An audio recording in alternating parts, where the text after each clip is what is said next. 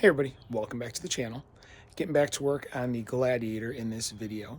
Last video on the truck, I went ahead and did a rear suspension upgrade, installing the 3.5-inch Rock Krawler springs and all the associated items that went with them. This video is going to be doing the front end, so it's going to involve pulling out the existing Rough Country 2.5-inch spacer lift and then installing, again, 3.5-inch Rock Krawler springs, as well as some new shock spacers, new track bar, and new sway bar end links and whatnot. So that being said, I'm gonna go ahead and get the camera turned around and start getting to work. All right, so right now I'm gonna go ahead and get the truck turned around in my driveway just so that its nose is into the garage area, as it does not really fit in my garage at the moment. I already have the Bilstein 5100s, and these are made for a 2 to 3 inch lift. Putting the 3.5-inch springs plus probably a 1/4 inch leveling spacer, that should work well with my with the brackets that I got from a Rock Jock, which give it the shocks an additional 1.5 inch of extension because they wouldn't have enough for the lift. But yeah, right now I currently have Rough Country 2.5-inch spacers and their sway bar end links installed, so all that stuff is going to come out. And then I have a new Clayton track bar to go in, as well as EVO bump stops, because the ones from Rough Country that are in there are going to come out as well. So I'm going to go ahead and get the truck turned around in the driveway, get the front wheels off up on jacks, and then I'll be back once it is ready to start working. All right, up in the air and wheels off, pretty straightforward there. So next on the list is going to be to go ahead and loosen all the bolts for the lower control arms, and as well as the front track bar, and get that removed, and then also disconnect the links for the sway bar and get those old links removed because those are no longer going to be used. There will be new links installed with the new lift.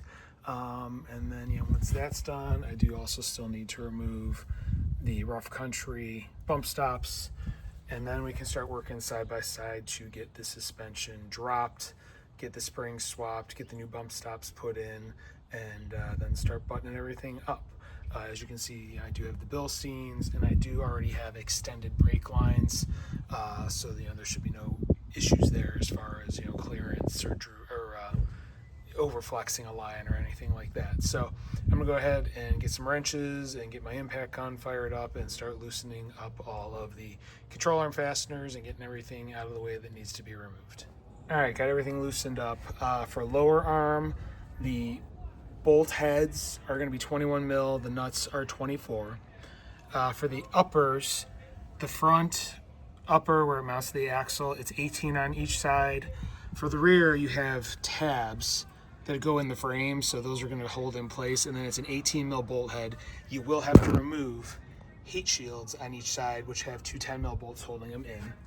And then for the track bar, it is a 21 and a 21 on each. Well, the top side where it mounts to the frame is a 21 and 21. The bottom is a 21, and then you have, again, a nut with a retainer that'll hold it in place. So still need to do the sway bar end links, get those loosened up, and then it's going to be popping the lower shock bolts out and dropping the springs. And I also need to remove the bump stops before I can take the springs out because I don't think there's enough clearance. So or the bump stop extensions that came with the Rough Country kit. So I'm going to go ahead and get back to work. All right, end links are removed. The factory bolts are going to be an 18 nut and 18 bolt. If you have aftermarket like I did, that's probably going to be a different size, so just be aware of that. Next thing I'm going to do is remove the lower shock bolt so I can start dropping the axle down. One, the track bar is bound up, it won't come out at this point in time. And two, I need to remove these or get these loosened up, but I can't get a ratchet in the bottom where there's a nut on the end of the bolt here, and you can't get to it unless you remove the shock. That's going to be the easiest way to get access. So I'm going to go ahead, pull the shock bolt out after putting a jack under this side to hold, jack under this side to hold it up, and then I can try and get a ratchet in there and get the bump stop extension removed from this side. All right, quick update. As I said, I was going to go ahead and loosen the lower shock, which I did. I still could not get the nut that was on the bottom of the bolt for the bump stop. It's so far in there, and it was so corroded because this is, again, a cheap inexpensive aftermarket kit, and what went with this bump stop. Anyway, it was frozen, so here's what's left of that bolt. I basically just had to grind the head off of it to remove the bump stop. So bump stop's removed. That's out of the way. So I basically just ground the top of the head off and then hammered it through with a hammer and a punch.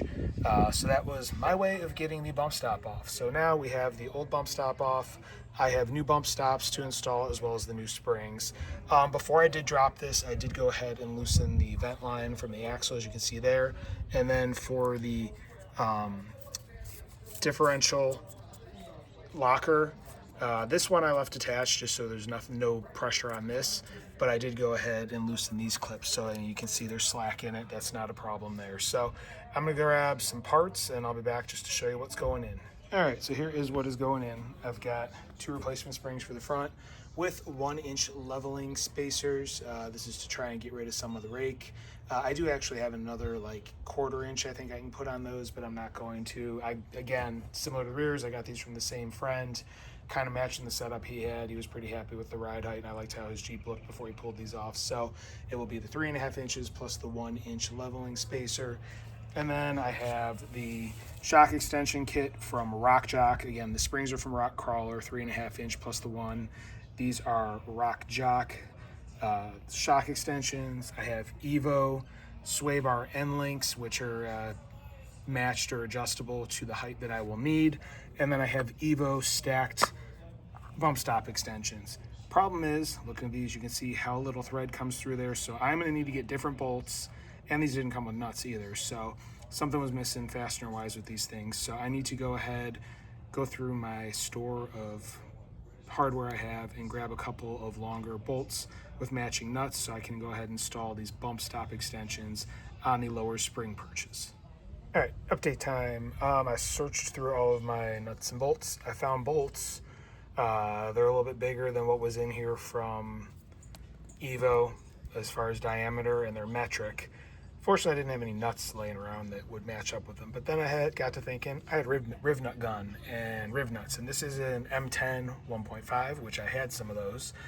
And I figured this is going to make my life a lot easier in the long run. So here it is. I drilled the hole out, put a riv nut a threaded riv nut in there, and now I have a much easier way to get these bump stops in and out going forward, because I don't have to worry about trying to get a wrench underneath, because that is a total pain. So we're good to go here.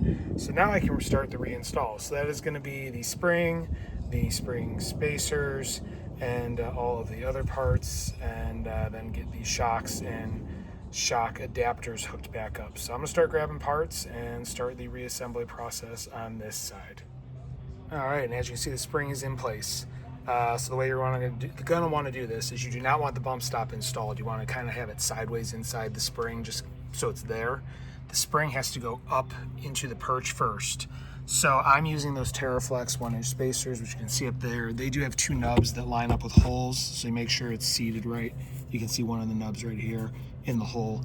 And then you've got the upper, which should match up where the spring coil ends. There should be a divot in there. And then same thing down here, you want to line the bottom coil with the divot in the spring perch down there. So next is going to be putting a jack under the axle, starting to lift upwards.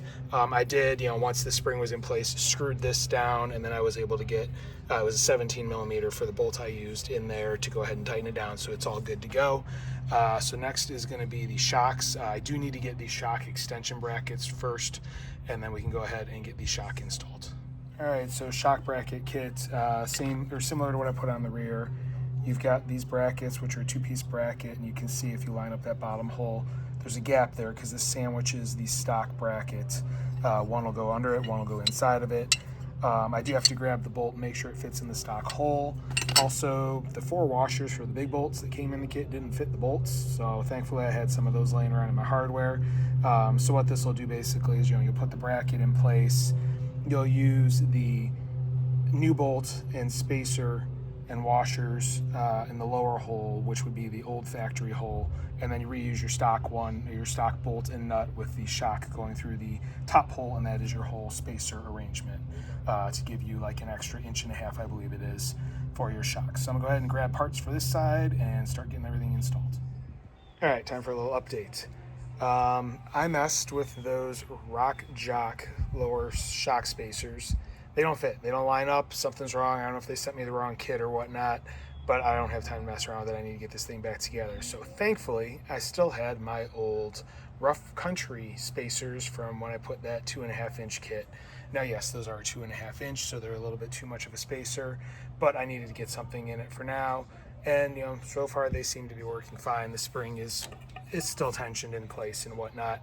I will have to look into, like I said, figuring out what's wrong with these Rock Jock ones. But the bolt holes didn't line up. I mean, it started just like I said earlier, the washers didn't even fit the bolts. So I don't know what happened there, but it is definitely something that I'm gonna have to look into and resolve. So anyway, it's in for now. I used those old shock spacers. Everything's torqued to 75 foot-pounds on those two, and then just hand tight on the one through bolt that holds it to the bracket. So now it is time to get over to the other side and repeat everything I've just done.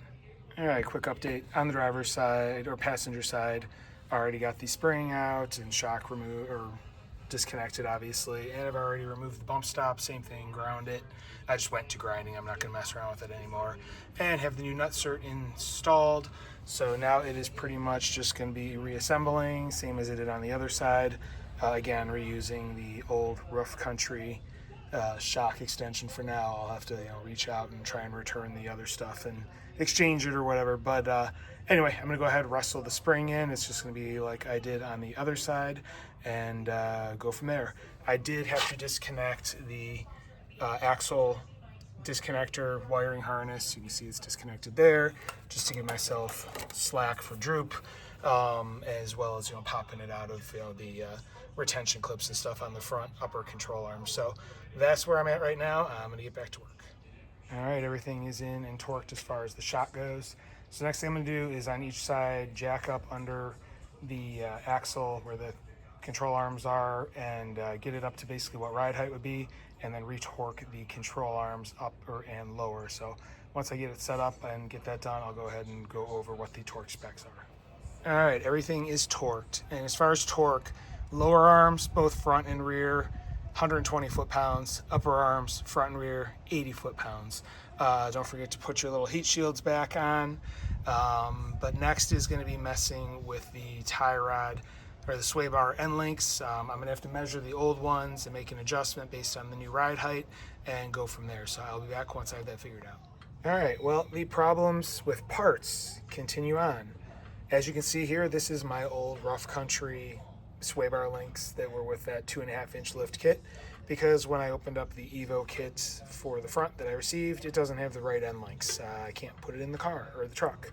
So I'm putting this back in for now, just to tide things over. So I guess I'm going to be contacting EVO regarding the front sway bar links, and I have to contact Rock Jock regarding the shock extensions. So yay for parts. It's just so wonderful. So I'm gonna go ahead and get the other side in and get everything torqued. I'll let you know what the torque specs are once I do that, because I need to look it up real quick. All right, torqued. The one that goes to the axle is 45 foot-pounds. The one to the bar is 60, and you'll see I have a jam nut on here as well, because this goes back to an old problem I had with this kit where I lost nuts and bolts on the ends of the stabilizer bar, and it would pop loose, obviously. So jam nut on there to keep it on. So all right, this side is done. I'm gonna go ahead and get the wheel loosely mounted and then get on over to the other side. All right, as you can see, I've got everything hooked back up except for the track bar. Wheels are back on it, loosely tightened. So I'm gonna get the jack stands out from under it, do a little sweeping under it, and then I can start messing around with the track bar. I also still want to do a little bit of zip tying some of the wiring back to control arms, and I do still need to put the heat shields back on the upper control arms. All right, back on the ground, got those heat shields reinstalled, pretty easy with a little 10 mil. I also zip tied brake lines to the lower control arm just to keep them from flopping around, as well as the wire to the axle up there. So all that is left is the track bar. So I'm gonna grab that and get that installed. All right, here you can see the Clayton track bar is loosely installed. You do have to put that end in first. You just kind of slide it in from the side for fitment purposes.